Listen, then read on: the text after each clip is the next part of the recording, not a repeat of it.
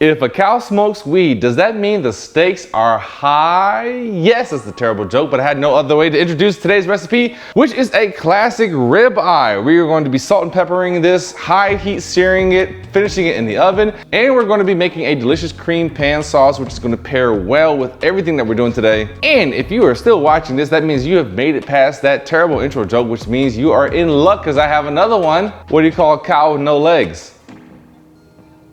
Ground beef. I am cooking on my induction top today. This is supposed to be a high heat cook, but unfortunately my induction top only gets up to 460 degrees, whereas my stove top would get up to like 600. So do not take my times as tabernacle or whatever it is. Also, last thing, I've got my oven set to 400 degrees. It's preheated and ready to go because we're gonna start here in the pan and then we're gonna finish it in the oven. You don't have to do this, but it gives you greater control over your meat. If you're somebody who's like me, where I like it like medium rare, you definitely wanna do this step. If you're somebody who just wants to go full all well done hockey puck, then it doesn't matter. Just cook it until it looks like a foot.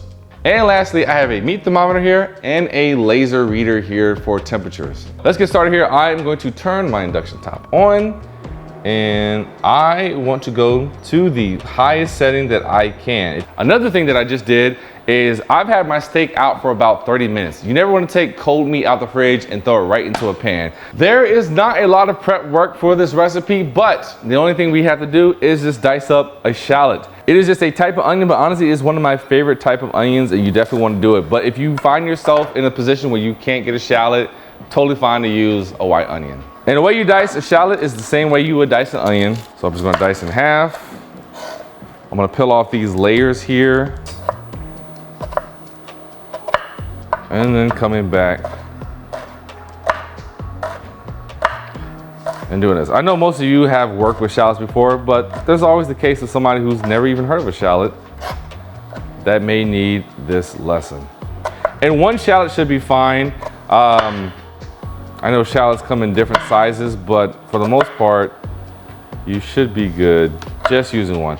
And this is adding flavor to our pan sauce later. And of course, once you've got that, just give it a good rough chopping to get it really finely diced. So we have got our steak here. It is just a regular rib eye, but I did make the intention of finding the thickest steak that I could. So make sure when you're finding rib eye that you find the thickest one. This one is about 1 inch thick. Sometimes you'll find rib eye on sale and maybe it is a little on the thinner side or it's just not a preferable cut. So just be mindful of that because the thinner it is, the faster it's gonna cook. But this one is a really good size. And again, 1 inch thick. What I want to do is take just some salt and pepper, coarse ground pepper and some fine sea salt. I just mix it together, equal parts, so about a tablespoon each. And I just want to hit our steak with it. And do not be afraid to put that seasoning on because the steak can take it. And this is building our crust and our flavor. So that feels pretty good.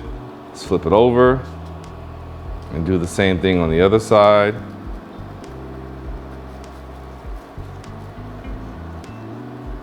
All right, so our meat has been seasoned. Again, just salt and pepper. If you want to do steak rubs and all that stuff like that, you can, but we're just going to kind of keep it simple today because we're just learning the essence of steak.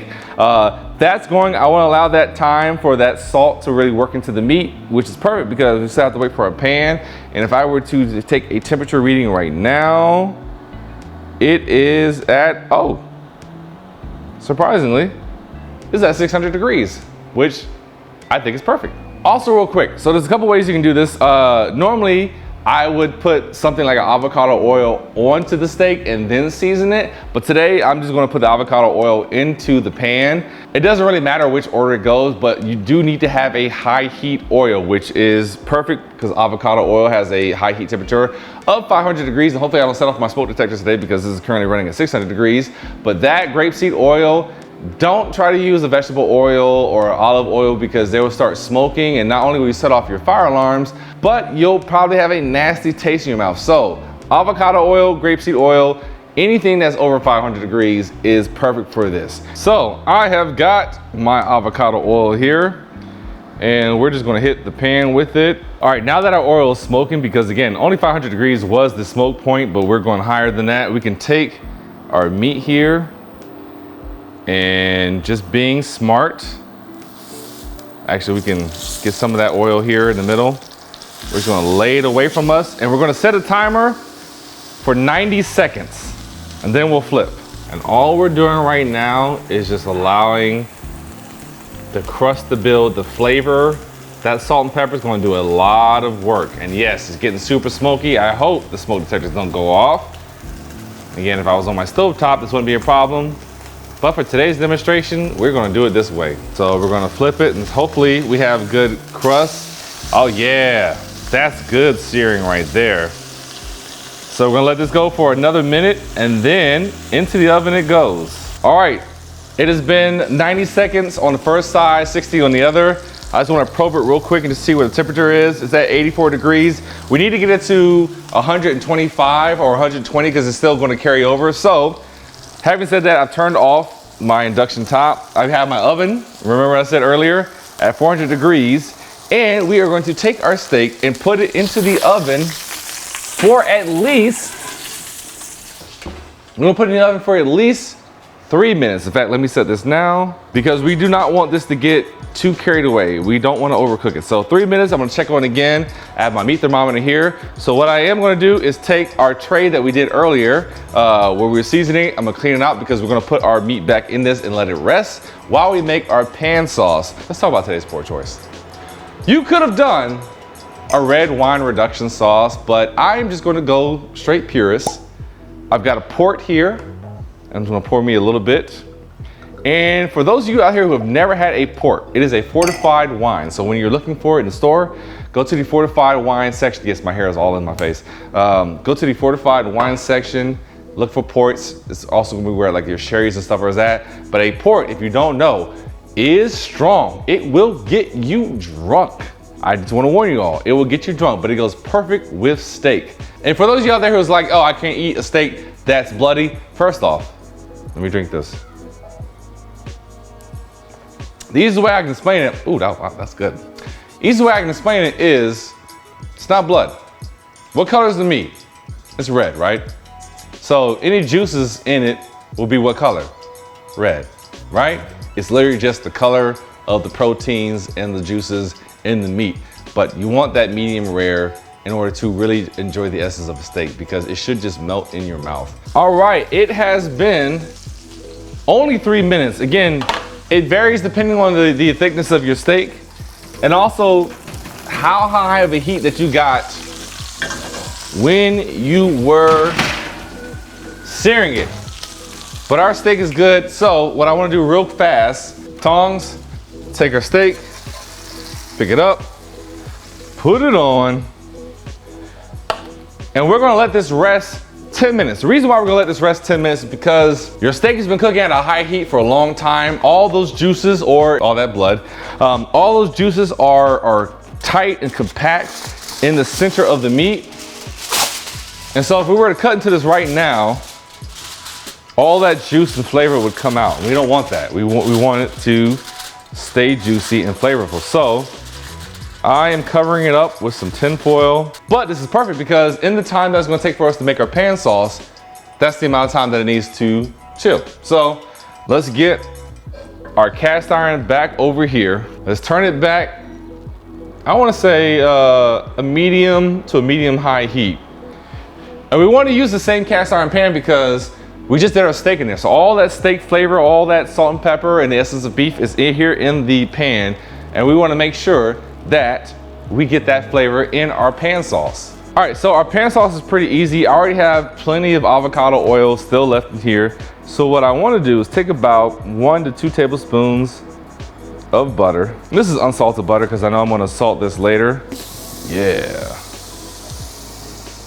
You hear that sound, you know it's good. So we're gonna let that go, and then we are going to take our shallots that we diced up earlier, and we're just gonna throw them in while the butter is still melting. Totally fine to do this. And then I have got some garlic here that I'm about to press. I wanna get about a clove's worth And garlic is one of those last things you always want to put in any recipe because it can cook very fast and you don't want to burn it. What I want to do is I have some heavy whipping cream and I'm just going to pour enough in here to cover the pan. So there's no measurement because it depends on how big your cast iron is. And actually I might turn this heat down just a little bit, so more towards the medium. But essentially what you're looking for is just to cover the bottom of the pan. And while this is super watery right now, what I want to allow it to do is give it time to thicken up. And heavy cream is really great for that. It'll do it on its own. You just have to give it time. And once it begins to thicken up, we're going to add our last few ingredients to make this pan sauce complete. And remember, our steak is still resting. We have not touched it yet. All right, we've given our sauce a little bit of time to thicken up. And now what I want to do is I have some Dijon mustard here. I'm just going to take about a tablespoon's worth, which is really just a spoon's worth. Yeah, that's respectable. Drop that in. Give that a stir. And then I've got some Worcestershire sauce, just a couple dashes.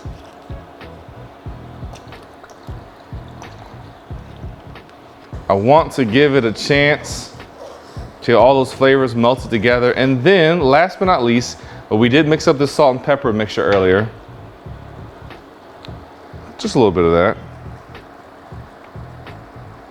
And I'm scraping the bottom as well because I want to make sure I get all those little steak bits up off the bottom of our pan.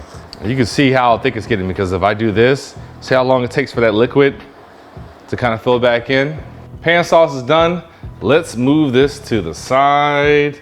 Let's get our meat. And as you can see, even though it was sitting in that wrap, see all that juice that still came out? We don't want to let that go to waste. So I'm going to take our steak off, put it here. But this juice, I'm actually going to pour into, if I can grab it, I'm actually going to grab it and pour into our steak sauce. So I have our steak here, and what we want to do is identify which direction the grain is going. And I think I have a general idea because I see it kind of running this way. So I think that's the way we're going to cut. So first off, let's cut off this little bit of fat here.